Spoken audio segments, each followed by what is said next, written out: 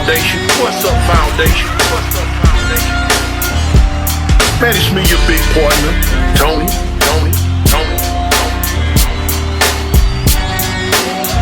Man, God been working on me, man, since I was born.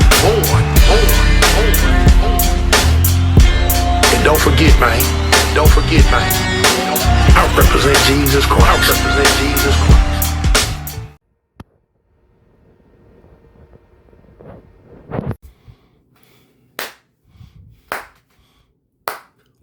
What's up, Foundation? What's up, YouTube? Man, it's me, your big partner, Tony. Man, I'm back again. You can tell from the title, man, you know what I'm saying? It's going to be me and something about the homie Crazy Ray. A lot of people always ask me about, you know, me and the homie's relationship, our tightness that we had, you know what I'm saying? How could we be so cool? But now always know that in LA, in that gang lifestyle, you not everybody, but a lot of homies always find that one certain homie that compliment them, that, you know what I'm saying, just really kick them off. And they you know what I'm saying, one of them yin, one of them yang, one of them ping, one of them pong, one of them, you know, one of them up, one of them down, one of them left, one of them right. You know what I'm saying? They go together like a hand in a glove. It's like that. That's how me and Crazy Ray was, you know. I met the homie when I was 12 and he was 13. And when we first met, we met through his cousin, my homie Looney Raj, rest in peace. And me and Looney Raj was like this at first. But as time went on, me and Crazy Ray became like this, you know? Through YA, through prison, through the whole thing. We realized as we was getting older that, you know, his thing and my thing, it set each other off just right. You know what I'm saying? Set each other off just right. I was buck wild, do it right now, do it right then on sight. The homie was more calculated. He was more smooth. You know what I'm saying? The homie was like a rattlesnake with no rattlers. And if you ever talk to a cowboy, he will tell you one of the most dangerous things out there in that wilderness is a rattlesnake with no rattler. Why? Because you can't hear the warning. He gonna try to warn you, but you're not gonna be able to hear it because the rattler's not there. Only thing you gonna know is when he strike. And that was Crazy Ray, y'all. Me, I was like a bull in a china shop. You know, 2-3 back in my younger days, 2-3 words pass, okay, pow, poopa poopa bam, you know, off the rip, you know. We gonna do it all right then and there. And so it was like me and the homie was like yin and yang, you know, we complimented each other because it was like, you know, like I tell you, it's a time for everything. Sometimes it's a time to get buck wild right then and there. And then sometimes it's a time to like chill out, kick back, and put it off to a later date, you know? So that's how we were.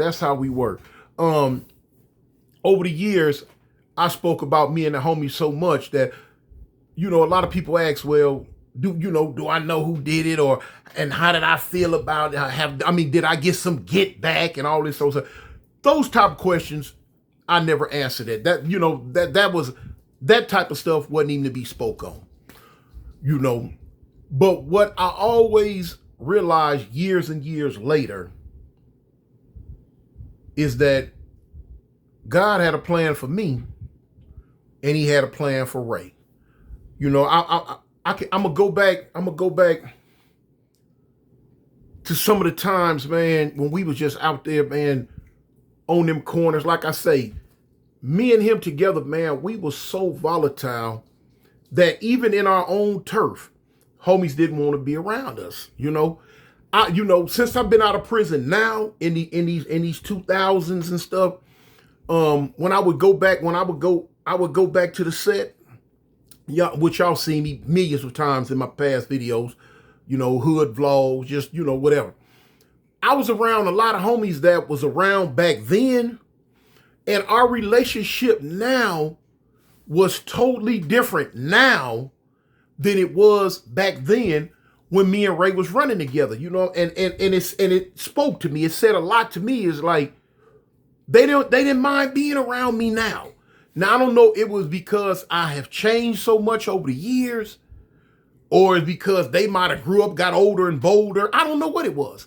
But back then, when me and Ray was together, they wanted nothing to do with us, period. But now, it's not a lot of homies left from back during that time. Now, in the turf is just a bunch of youngsters that don't know, basically me from Adam's cat. All they know is what they heard. So anyway, I would always think like, well, dang, you know what I'm saying? I get along, these dudes, ain't nobody tucking their jewelry no more. Ain't nobody, leaving their wallet in the car. Ain't nobody parking their car around the corner and all this and that. It ain't no clarion warning. Man, y'all know tune out, man. Now dudes don't want to come to the park no more and all this and that. That's how it used to be back in the day when I came around. They loved me, but they feared me. So quite sure that brought on undercover hate. You just deal with that when you're dealing with street stuff, But me and Ray, man, we ducked so much stuff, and I know he probably never gave thanks to God for it. And because I know I didn't till years and years later. All the times that me and the homie was shot at, all the times that I knew for a fact we wasn't supposed to be here. I knew for a fact we supposed to have many, many holes in us. Guns pointed straight at us. Firing, we don't get hit. Click, click, click. Now they don't want to go off. Cars pulling up on the side of us. Shooting through the roof. Shooting through the door. Shooting through the window. Us getting chased down alleys. Us going, me and him going to shoot at people. But we get the car getting lit up more than what, it was more bullets coming into the car than it was going out the car. I remember a night, I spoke on this once before. It was about 3 a.m. And that same liquor store you always see in the videos when they speak on Fire Travel Line. We was standing in front of that liquor store one early one morning, about 2, 3 a.m. It was pitch black. And I told y'all about it. I felt death on my shoulder. I felt him right there, man. When I tell you, I felt it like it was a real person standing in back of me, and I knew what it was. I didn't know that he had been feeling it too. But now, I finally said something. I said something to him that night. And I'm like, dang, homie. Now, of course, I didn't say homie. I said cuz, but I'm trying to get away from that. But I'm like, dang, homie. I said, man, I'm going to tell you something. Man, I don't want you to laugh. He be like, Tune, what's up, big homie? I said, man, I feel death. He said, what? I said, I feel death on us, homie. And he looked at me.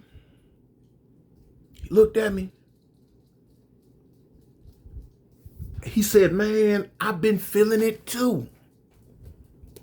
Hold on. He said, man, I've been feeling it too. Come to find out the whole time that I've been feeling it, he had been feeling it. But he didn't want to say nothing to me because he didn't want to look soft. I didn't want to say nothing to him because I didn't want to look soft. Till finally I said something. And I was like, man, what we gonna do? You know what I'm saying? And when I tell you I felt it, I don't know how to explain it. It's just like if you feel a person walk up in back of you, you know that somebody's standing over you in back of you, And that's how I I knew what it was. And so, I asked, what we gonna do? What's up, homie? What we gonna do? And he was like, man, I don't know. So we both came to the conclusion that we just gonna ride it out. But now in my mind, I was like, the only way that me and him wasn't gonna lose our life in them streets at that time was if we went back to jail. But I wasn't finna ride the broom on us. You know what I'm saying? I didn't want to try to speak that into existence. But I knew in my spirit that the only way that we both wasn't gonna get found slumped over in the deathmobile, riddled with bullets, was if we went back to prison. So we rolled it out. We rolled it out. If I can remember correctly, I think I might have said something like that about him. Like, man, hey, because I know, matter of fact, I did, because we agreed, hey, man, we just going to do what we do until whatever happened. I almost sit here and said, luckily, matter of fact, I am going to say that, luckily, it probably wasn't a week later, we got popped over there on 103rd Central doing some stuff. Got popped over there then. We ended up going back to jail. Extended our life expectancy a little taste. But not once back then did I ever realize that God had a different plan for me than what he had for Ray. And so we'd get out. We'd do what we do again, man. Shoot the whole city up. You know what I'm saying? Just doing what we doing, man. He pimping up and down Figueroa. Just we wilding out. We robbing anything that wasn't tied down. But now the cold part about it, his mama knew, and my mama knew how much love we had for each other. You know what I'm saying? Because when the homie passed away, that's the first thing my mother told my sister. She said, don't tell that boy that while he locked up. Don't tell him. She not knowing that, word was going to hit my ear anyway, Word was going to hit my ear anyway. So, as time went on, I'm in prison again. I messed around. I got popped for something. And, he didn't get popped for it. I end up going back. And it's a trip because I think about it. If we would have been together, we'd have been trying to argue over who was going to take the case because he didn't want to see me locked up and I didn't want to see him locked up, Man, it been many a times when them bullets start flying. My only concern was to make sure he didn't get hit. Dive on him, knock him to the ground and protect my homie. You know what I'm saying? Protect my homeboy, my loved one, my heart, my soul, my other half, If he would have been big enough to dive on me and knock me down, he'd have did the same. He would have did the same, man. He would have given his life up in a heartbeat for me. The same way I would have gave my life up in a heartbeat for him. Blood couldn't have made us no closer. You know what I'm saying? And I'm one of them ones that let you know right now. Look, I've been lost. That saying blood thicker than water, that's a lie. That's one of the I tell y'all heard me say it before. That's one of the biggest lies ever been told. Blood is thicker than water. Man, miss me with that. Cause I done met people in the street that has treated me way better than my family has treated me. And I know it's a lot of y'all out there. Y'all gonna get in the comments and speak on it. It's a lot of y'all out there that have gotten treated better by people you met in the streets than your own so-called family you grew up with, So, that lie they tell about blood thicker than water, they can keep that. But anyway, growing up, not growing up, but as we was coming up, didn't know God had a plan for us, Didn't know it. And the plans was different. Fast forward. The day I found out my homie was gone. I told y'all about it, spoke on it many times. But now, when I first heard about it, I collapsed right then and there on the phone. I'm like, what? You know what I'm saying? So, after going through the, and the police get me back in the cell,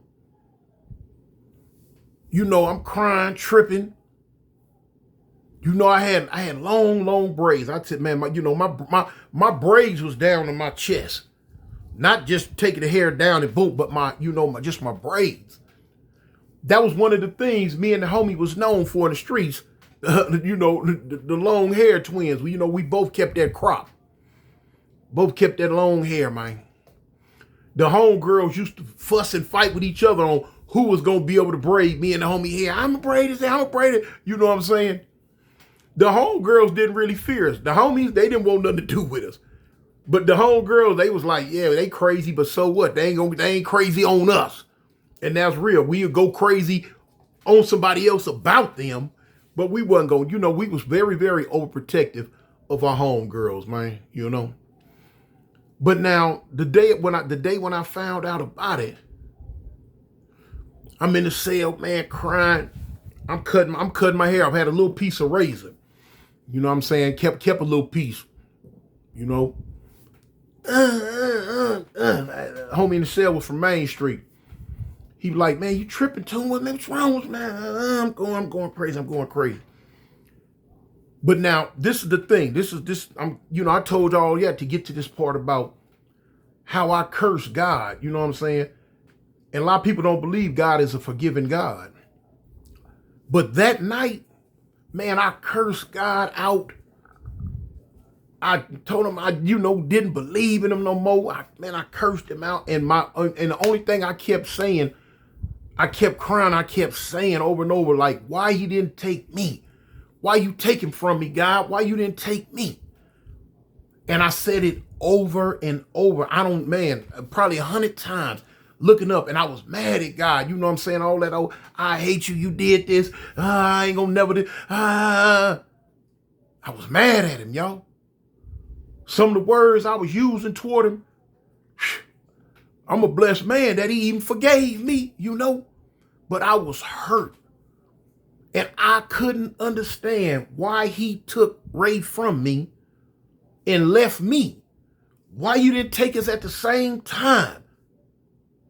Why did you separate us? Why did you not let me be there when the incident that took place with him happened? Why didn't you let me be? And I couldn't understand it. And I'm like, dang, God, And I was mad, man. I just kept saying, man, bring him back and don't take me. And I didn't understand the plan that God had for me. I couldn't remember the words that my auntie told me as a little child, that God want me, and he wanted me. Not just, she was giving it to me, because I would always ask her, why you don't want them? Point at my other cousins and stuff. Why you don't want them? At her son, And she was like, boy, don't ask questions. But God wants you. He told me he wants you. He got a plan for you. All that time. And it took me a lot of years to realize what she said. I couldn't understand it then, but it took me a lot of years to realize what she had told me. And for me to be able to realize that God got a plan for me. He got a plan for you. He had a plan for the homie, And as I got into the word, I realized the plan he had for me was to do his work. And that's, people always ask me too, well, what made you give it up? What made you Christianity? And what made? And if for those who want that answer, well, I'm going to give it to you now. It's because I realized the plan that God had for me, I had to fulfill that plan. I had to enact the cheat code and come on in out the rain. I had to. He allowed my homie to be taken from me based on whatever plan he had for the homie. But he spared me all these years because the plan he had for me had not been fully fulfilled yet. What he had for me to do, I had not done yet. And here it is 100 years later, after being in and out the word and, you know what I'm saying, study, praying, fasting, listening to the Holy Spirit. It's like, okay, he kept you around for a reason, too. Do what you're supposed to do. And the first step in me doing what I was supposed to do for him was me giving my life wholeheartedly to him. You know? It was me surrendering. That was the word in church Sunday. You know, you got to surrender. Surrender yourself to him. You got to take your hands off the steering wheel and let him drive. If you trust in him, you're going to take your hands off that steering wheel. You're going to let him drive. And it hit me and it dawned on me, hey, man, Ray gone. But me, Cartoon, Tony, whatever name you want to call it, I have to keep on elevating. I have to keep on moving.